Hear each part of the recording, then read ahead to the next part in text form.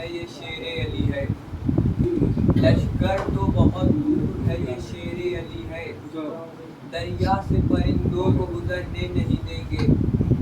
لشکر تو بہت دور ہے شیر علی ہے، دریا سے پرندوں کو گزرنے نہیں دیں گے۔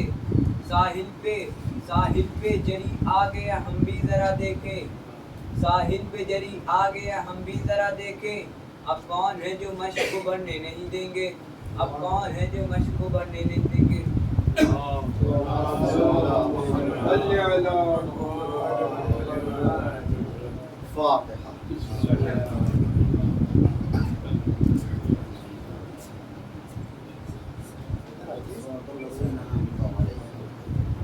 جگہ ہے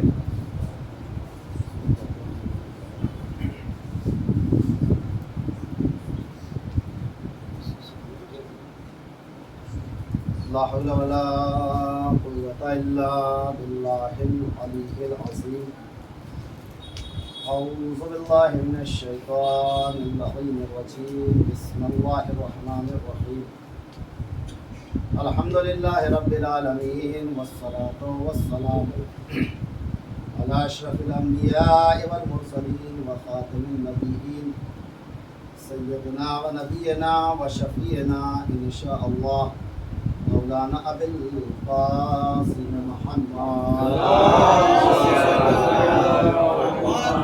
وعلى أهل بيته الطيبين الطاهرين المعصومين المظلومين ولعنة الله على أعدائهم أجمعين من ليلنا هذا إلى قيام يوم الدين أما بعد فقد قال رسول الله صلى الله عليه وآله وسلم إن الحسين مصباح الهدى وسفينة النجاة صلوات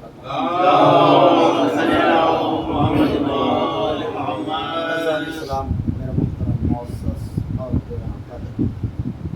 سامعین ذوی الاحترام، بغیر کسی ترتیب کے بات کو آگے بڑھایا جائے تو ہر انسان اپنی زندگی میں کسی نہ کسی کو اپنا آئیڈیل مانتا ہے، اپنا رہنما مانتا ہے اور اپنے لیے نمونے عمل مانتا ہے۔ کوئی نہ کوئی بھی انسان ہو کسی نہ کسی کو فالو ضرور کرتا ہے، اور کسی نہ کسی کو نمونۂ عمل ماننا اس بات کی دلیل ہے کہ کوئی بھی انسان اپنے آپ کو مکمل نہیں سمجھتا، اسے کہیں نہ کہیں اپنے اندر کمی محسوس ہوتی ہے کہ جس کو وہ دوسرے کو دیکھتا ہے تو اس کو یہ لگتا ہے یہ آدمی ہم سے بہتر ہے، لہٰذا ہمیں جو ہے اس کی بات کو ماننا چاہیے اور اس کی زندگی کا جو طریقہ ہے اسے ہمیں اپنانا چاہیے۔ اور اسی چیز کو انسان کی اسی فطرت کو مد نظر رکھتے ہوئے قانون جو اسلام کا بنا اس میں اللہ نے انسان کے لیے ہدایت کا انتظام کیا، اور ہدایت کا انتظام اس انداز میں کیا کہ 1,24,000 نبی بھیجے اور ساتھ میں اللہ نے 12 اماموں کو بھی رکھا۔ اب عزیزو اگر ہم یہ سمجھ کے بیٹھ جائیں، قبلہ بیٹھے ہیں میری بات کی تائید کریں گے کہ ہم جو اللہ نے نبی بھیجے ہیں تو وہ اس لیے بھیج دیے کہ معاذ اللہ کے اوپر واجب تھا کہ وہ ہمارے لیے نبی بھیجے، اللہ کے اوپر واجب نہیں تھا کہ وہ نبی بھیجے، اس کی یہ محبت تھی کہ اس نے ہمارے لیے نبیوں کا انتظام کیا، اس لیے کہ نبی ہادی بعد میں ہے، تمہاری عقل تمہاری ہادی پہلے ہے۔ عقل کو انسان کا جو ہے امام باطن کہا گیا ہے، یعنی سب سے پہلے اگر کوئی مسئلہ ہوگا تو انسان کے لیے ضروری ہے کہ وہ اپنی عقل سے سوچے کہ کیا صحیح ہے کیا غلط ہے۔ اب عزیزو جب اللہ نے عقل جیسی جوہر دے دیا تھا تو اب اس کے لیے بعد میں لازم نہیں تھا کہ وہ ہمارے لیے نبیوں کو بھی بھیجے اور ولیوں کو بھی بھیجے، اماموں کو بھی بھیجے۔ اچھا اگر ہم اتنے اچھے ہوتے کہ چلو جو ہے ہم بڑے اطاعت گزار ہیں، بڑے فرما بردار ہیں، تو وہ ہمارے لیے نبی بھیج رہا ہے، ولی بھیج رہا ہے، لیکن ہماری حالت یہ ہے کہ 1,24,000 نبی میں سے آپ کوئی ایک ایسا نبی نہیں بتا سکتے کہ جس کی امت نے اسے ستایا نہ ہو، اور ہمارے جو 12 امام آئے ہیں کوئی امام آپ ایسے نہیں بتا سکتے کہ جس کی امت نے جو ہے اسے ستایا نہ ہو۔ تو ہمارا تو معیار یہ ستم ظریفی یہ ہے کہ ادھر اللہ نبی بھیج رہا ہے، ہم کسی کو قتل کیے دے رہے ہیں، کسی کو اذیت دے رہے ہیں، کسی کو ملک بدل کیے دے رہے ہیں، اور اللہ کا وہ کرم ہے کہ وہ ہمارے لیے نبی بھیجے جا رہا ہے، ولی بھیجے جا رہا ہے، امام بھیجے جا رہا ہے۔ تو عزیزو یہ اللہ کے اوپر لازم نہیں تھا، لیکن یہ اللہ کا کرم اور اور اس کی محبت تھی کہ اس نے ہمارے لیے عقل کے ساتھ ساتھ نبیوں کو بھی بھیجا اور اماموں کو بھی بھیجا. کیوں؟ اس لیے کہ اللہ نے ہمیں کیا کہا ہے؟ ما خلقت الجن والانس الا لیعبدون. تمہارا مقصد یہ ہے کہ تم ہمارے آگے سر جھکاؤ، اور سر جھکانے کے لیے ضروری ہے کہ جس کے آگے سر جھکایا جا رہا ہے ہم اس کو جانتے ہوں، پہچانتے ہوں، تب تو اس کے آگے سر جھکا سکتے ہیں. لیکن ہمارا معاملہ کیا ہے کہ ہماری عقل چھوٹی ہے، اللہ کی ذات بڑی ہے. ہم اپنے دماغ کے گھوڑے جتنا دوڑائیں گے عقل پلٹ کے پیچھے آ جائے گی، لہٰذا خدا تک نہیں پہنچ سکتی. لہٰذا اللہ نے عقل کے ساتھ ساتھ نبی اور امام اس لیے بھیجے کہ جہاں سے تمہاری عقل کام کرنا بند کرے گی وہاں سے یہ بڑھ کے بتائیں گے کہ صحیح کیا ہے، غلط کیا ہے، حق کیا ہے، سچ کیا ہے. ایک صلوات پڑھیں محمد.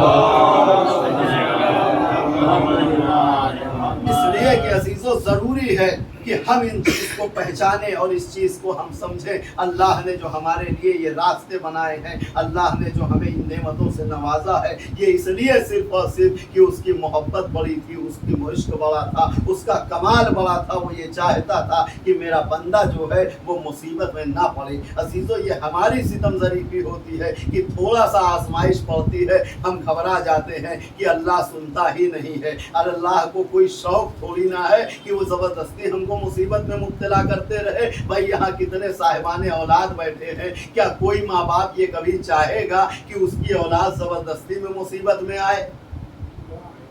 کوئی ماں باپ کبھی یہ چاہے گا کہ اس کی اولاد جو ہے مصیبت میں پڑے، اور مصیبت میں پڑے تو پھر ماں باپ خوش ہوں کہ جو ہے ٹھیک ہے تم مصیبت میں پڑے ہو؟ کہا یہ کوئی ماں باپ نہیں سوچ سکتے. ماں باپ کو محبت کتنی دی گئی ہے؟ کہا محبت کے 10 درجے رکھے ہیں، اور 10 درجے میں سے 1 درجہ ماں کو دیا ہے، وہ بھی اس کا 100واں حصہ دیا ہے، باقی خالق کائنات نے سب اپنے پاس رکھا ہے. تو جو ماں باپ 1 درجہ محبت رکھ کے یہ نہیں چاہتے کہ ان کی اولاد مصیبت میں مبتلا ہو، تو وہ خدا 10 درجے جو محبت کو رکھتا ہے وہ یہ چاہے گا کہ میرا بندہ مصیبت میں مبتلا ہو جائے، میرا بندہ پریشانی میں مبتلا ہو جائے. یہ تو ہماری حرکتیں ہوتی ہیں کہ جو ہمارے اوپر مصیبتیں آتی ہیں اور ہمارے اوپر پریشانیاں آتی ہیں. یہ ہوتا کیوں ہے؟ اس لیے کہ اللہ نے کہا ہم نے تمہیں بنایا ہے تو ہر حال میں جینا سیکھو، یہی معیار بندگی ہے. لیکن ہمارا معیار کیا ہے کہ جب حالات اچھے ہوتے ہیں تو پھر اپنی حیثیت بھول جاتے ہیں، اور حالات برے ہوتے ہیں تو ہم جا کے اللہ کے سامنے گر گراتے ہیں. جبکہ اللہ نے ایک اصول بنایا، اگر حالات اچھے ہو تو شکر ادا کرو، حالات برے ہو تو صبر اختیار کرو. لیکن برے حالات میں ہم صبر نہیں شکایت کرتے ہیں، اچھے حالات میں شکر نہیں اکڑتے ہیں. ایک صلوات پر محمد. اچھے حالات میں ہم شکر نہیں اکڑتے ہیں اور برے حالات میں ہم صبر نہیں شکوہ اختیار کرتے ہیں. عزیزو مسئلہ یہ نہیں ہے، اللہ کا سیدھا یہ کہنا ہے کہ اگر ہم نے تمہیں کچھ بنایا ہے تو جو تم سے نیچے ہیں تم ان کا خیال رکھو، میں تمہارا خیال رکھوں گا. اور اگر تمہارے اندر یہ ہنر نہیں ہے تو تم جانور ہو، انسان نہیں ہو. انسان کا مطلب ہی یہ ہوتا ہے کہ انسانیت اس کے اندر ظاہر ہو، انسانیت اس سے دکھائی دے، انسانیت اس سے نمودار ہو. اور انسانیت کا تقاضا کیا ہے کہ اپنے سے پہلے دوسروں کو رکھو.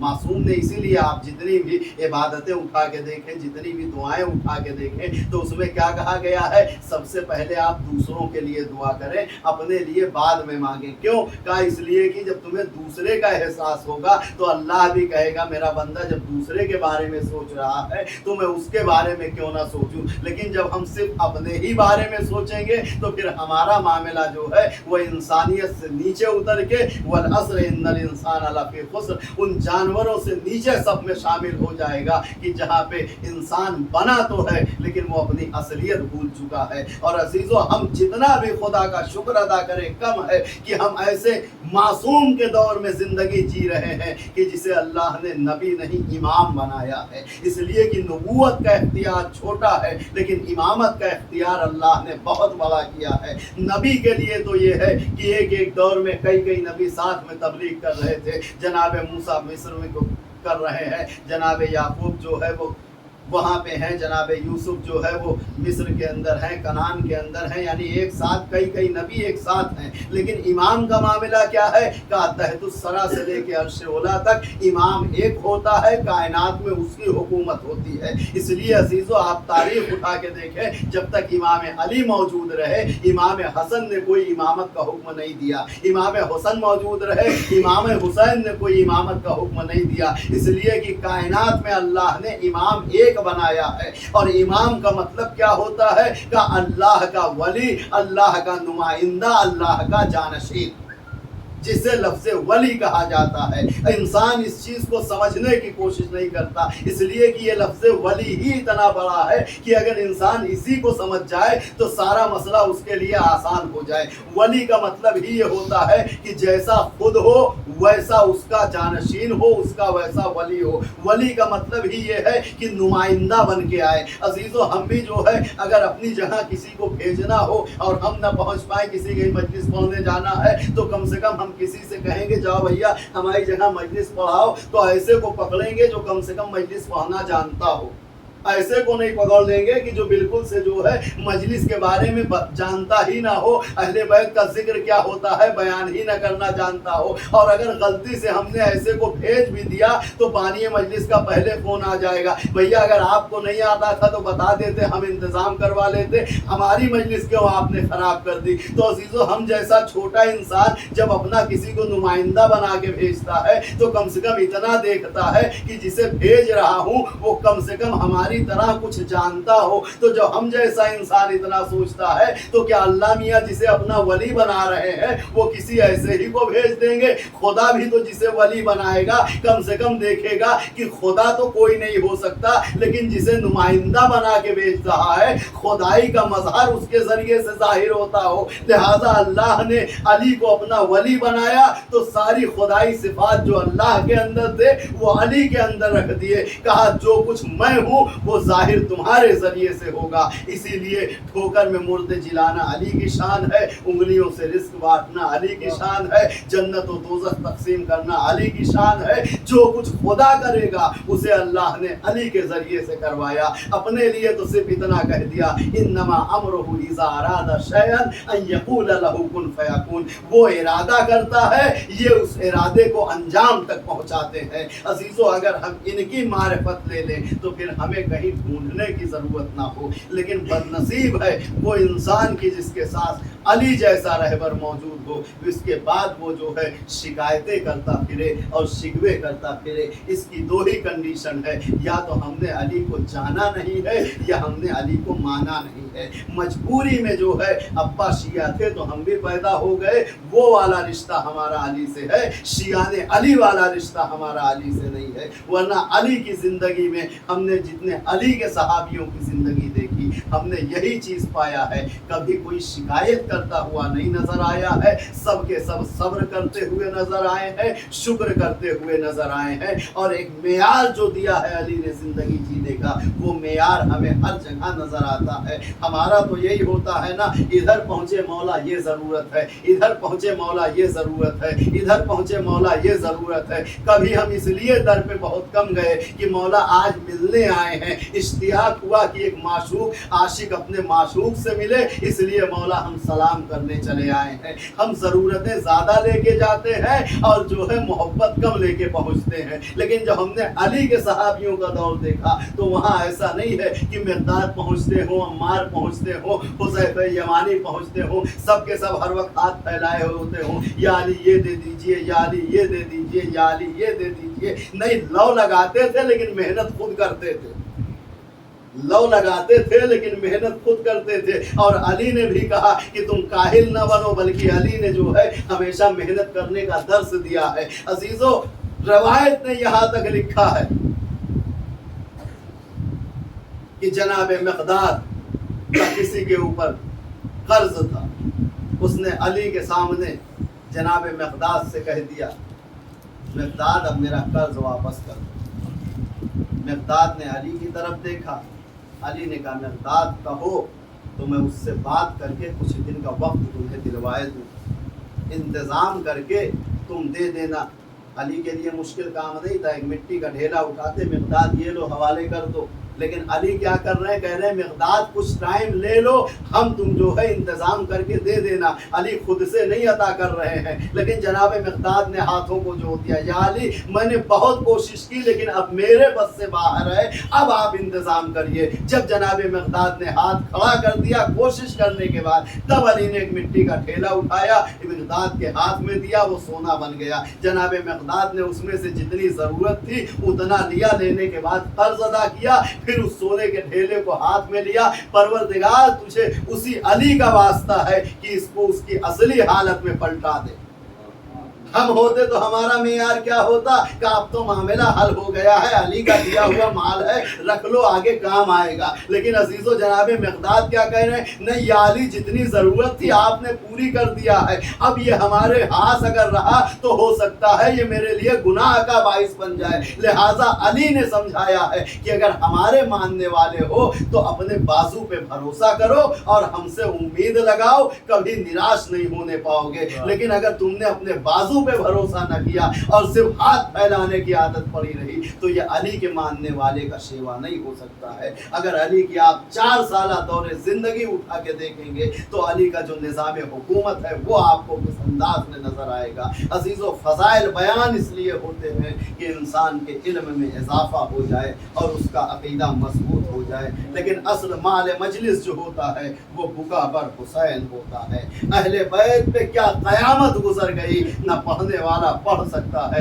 نہ سننے والا سن سکتا ہے۔ لیکن عزیزو اہل بیت کے لیے ضروری ہے کہ اگر ہم ان کے در سے وابستہ ہیں تو ہمارے اندر کہیں نہ کہیں جو ہے وہ بردباری اور معرفت کا معیار ہونا چاہیے۔ اگر معرفت کا معیار بلند ہے تو پھر ہمیں جو ہے بخشش سے کوئی روک نہیں سکتا، اس لیے کہ ہم نے دیکھا معرفت کا معیار بلند تھا تو ایک شب میں حر کا مقدر ایسے بدلا کہ تاریخ نے اسے علیہ السلام بنا دیا۔ اگر عزیزو ظاہری اعتبار سے دیکھو تو سب سے گنہگار آپ کو حر علیہ السلام کی ذات آئے گی، اس لیے کہ گھیر کے لانے والا کون کہا حر، لجام فرس پہ ہاتھ ڈالنے والا کون کہا حر، حسین کے اوپر پانی بند کرنے والا کون کہا حر۔ لیکن حسین بھی کتنے کریم ذات کا نام ہے کہ جیسے ہی حر نے راستہ روکا، ایک مرتبہ حسین نے دیکھا، دیکھنے کے بعد فرمایا بھیا عباس لگ رہا ہے حر بڑا پیاسا ہے، اس کو پہلے پانی پلا دو۔ عباس نے پانی پلا دیا، کہا مولا ابھی پانی بہت بچا ہوا ہے۔ کہا ایسا کرو عباس یہ لشکر والے بھی انسان ہیں، سب کے سب پیاسے نظر آ رہے ہیں، ان سب کو پانی پلا دو۔ عباس نے سب کو پانی پلا دیا۔ حسین نے پوچھا عباس ابھی پانی اور بچا ہے؟ کہا ہاں مولا ابھی پانی بہت بچا ہوا ہے۔ کہا اے بھیا عباس ایسا کرو یہ جو سپاہی ہیں ان کی پشت کے اوپر جو زرہیں ہیں وہ لوہے کی بنی ہوئی ہے اور لوہا جو ہے وہ گرمی میں بہت گرم ہو جاتا ہے، ایسا کرو ان کی زرہوں پہ پانی ڈال دو تاکہ انہیں تھوڑا سکون مل جائے۔ عباس نے جب زرہوں پہ پانی ڈال دیا، حسین نے پوچھا عباس پانی اور بچا ہے؟ کہا ہاں مولا ابھی پانی بہت بچا ہے۔ کہا ان کے جانوروں کو سیراب کر دو۔ جب جانور بھی پانی پی چکے، کہا مولا ابھی بھی پانی اور ہے۔ کہا بھیا عباس ایسا کرو ان گھوڑوں کی سمو جو ہے وہ ریت گارے کربلا پہ گرم ہو گئی ہوں گی، ایسا کرو ان جانوروں کے سمو پہ پانی ڈال دو۔ عزادارو حسین کس کریم ذات کا نام ہے کہ جو لشکر کو بھی پانی پلا رہا ہے، جانوروں کو بھی پانی پلا رہا ہے۔ انصاف سے بچاؤ، اگر اتنا پانی حسین بچا کے رکھتے تو کیا روز عاشورہ حسین کو اپنے 6 مہینے کے بچے کے لیے پانی کا سوال کرنا پڑتا؟ لیکن عزادارو کس کریم ہستی کا نام ہے، پیاسا ذبح ہوتا رہا لیکن کبھی ایک بار نہ کہا کہ کل ہم نے تمہیں پانی پلایا تھا، آج ہمیں تم پیاسا ذبح کر رہے ہو۔ لیکن اسی کرامت کا اثر تھا کہ روز عاشورہ اور حسین کے قدموں میں آ گئے۔ اخطا تو یبنا رسول اللہ، اے رسول کے بیٹے غلطی ہو گئی۔ حسین نے بڑھ کے گلے لگا لیا۔ زینب نے آواز دی اے بھیا ہور، اگر ان بے حیا قوم نے مہلت دی تو حسین کے جنازے سے پہلے تمہارے جنازے پہ آؤں گی اور بھائی ہر کہہ کے ماتم کروں گی۔ وَسَيَعْلَمُ الَّذِينَ ظَلَمُوا أَيَّ مُنقَلِبٍ يَنقَلِبُونَ وَتَقَبَّلْ مِنَّا إِنَّكَ أَنتَ السَّمِيعُ الدُّعَاء اللهم خص أنت ولا ظالم بالظالم يرتبه أولا ثم الثاني والثالث والرابع. اللهم لن يزيد بن معاوية خامسا ولن عبيد الله بن زياد وابن مرجانة وعمر بن سعد وشمرا وآل أبي سفيان وآل زياد وآل مروان ولعن الله قاضي شريح إلى يوم القيامة.